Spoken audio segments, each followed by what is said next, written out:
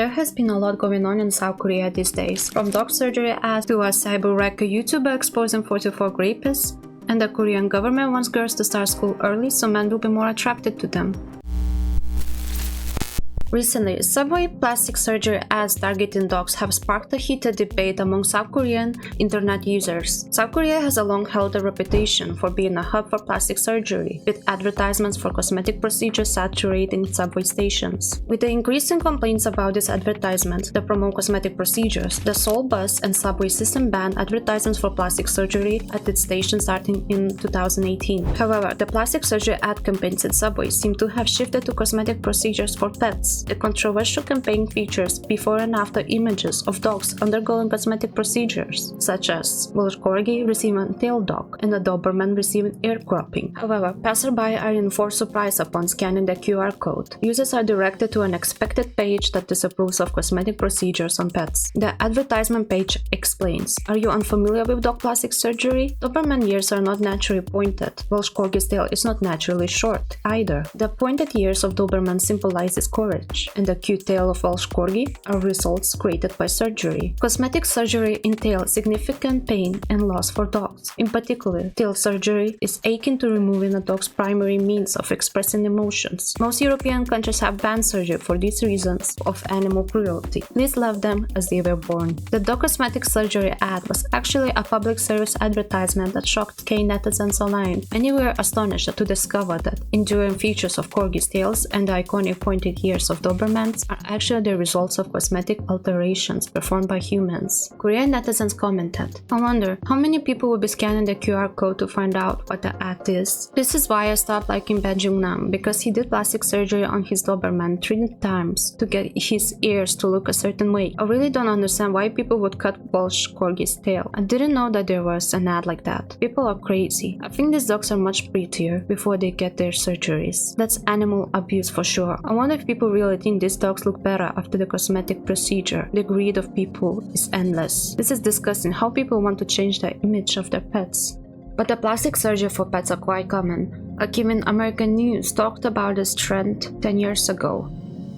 Pet braces, cosmetic eye replacements, and tummy tucks. To this Doberman, Kaiser, who's recovering from ear implant surgery for perfectly upright ears, some owners are putting their pets under the knife to give them a new look. The cartilage has not stiffened all the way, so his ears did not stand up completely. These mesh implants for ear lifts are one of the many new advancements in pet plastic surgery. This procedure should take maybe 30 minutes. And the cosmetic changes are happening in and out of the operating room. Look at the pictures online of dogs with pierced ears and artsy tattoos, or this ad for implants to help neutered pooches. South Korea is currently abuzz over an assault case from 20 years ago. The case occurred in the city of Miryang, Gyeongsangnam-do, where 44 male high school students raped and assaulted a 14-year-old female middle school student over the course of 1 year. These male students from several high schools in the Miryang area formed a coalition and passed around the victim, gang raping the victim numerous times.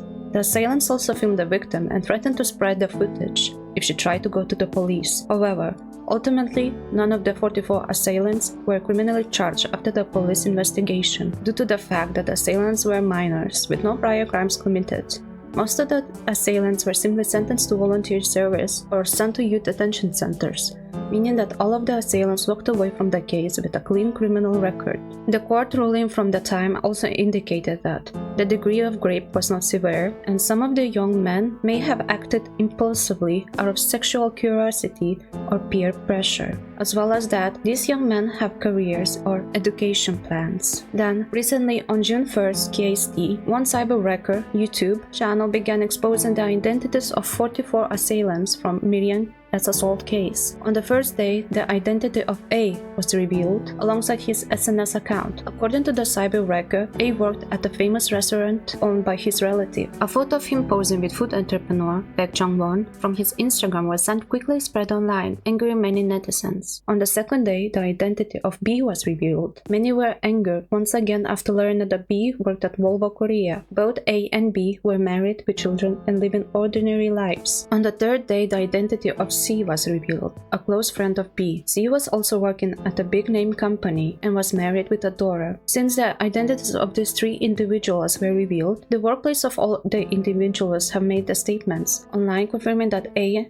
B, and C were fired from their jobs. The restaurant where A worked has not opened its doors since the incident. The cyber wrecker claims that they intended on exposing the identities of all 44 assailants from the Miryang case one by one. However, since the issue has made major headlines, representative of the Korean Sexual Violence Relief Center have stepped forward to claim that the YouTuber did not ask for permission from the victim's family before publicizing this information. Now, Korean netizens are divided on the ethnical ramifications of this case and its most recent developments. Some wish to see identities of all 44 assailants from the Miryang case publicly exposed online. They believe that the assailants deserve to be served justice and should not go on living in society as if they did nothing wrong. Others, however, raise concerns over the issue, inflicting damages on the victim and her family once again. Some felt that the victim has the right to be forgotten and ask that cyberbreaker properly acquire consent from the victim's family before continue to stir up the controversy.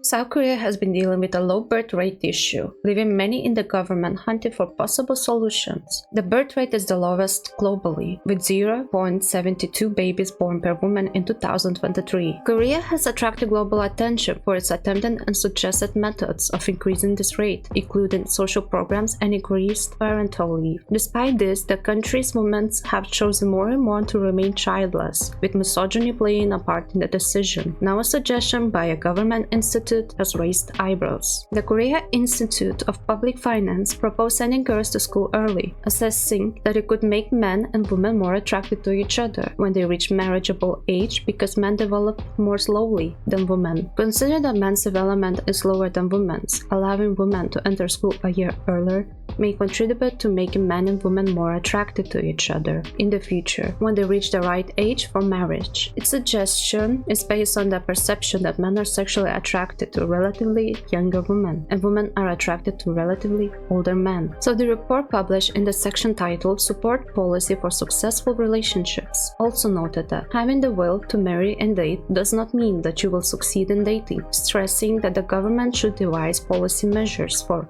arranging meetings between women and men and enhancing sexual attractiveness and sociability. On June 3rd, the chairman of the Democratic Party of Korea, Lee Jae-myung, joined the criticism of the proposal, lambasting it as an absurd solution. We need to take fundamental and macro-level measures against the low birth rate, he said, adding that a consultative body of ruling and opposition parties is essential for specific and major issues. The publication faced backlash from academics and onlookers immediately after its release. One said, such claims will naturally raise concerns about sex-based discrimination. It is a very thoughtless suggestion and one that's caused unnecessary controversy. Sending the elderly overseas and making the young generation have babies, as if they were products stamped out of the factories, to increase the working population is oppressive and regressive. That such a report, without any screening, was published in a democratic country by a state-run research institute that will evaluate measures to address low birth rates in the future, no less, is ridiculous. Following the backlash, the KIPF released a statement saying that the report was the author's opinion and did not reflect the institution's official views. Thank you for watching and see you next time.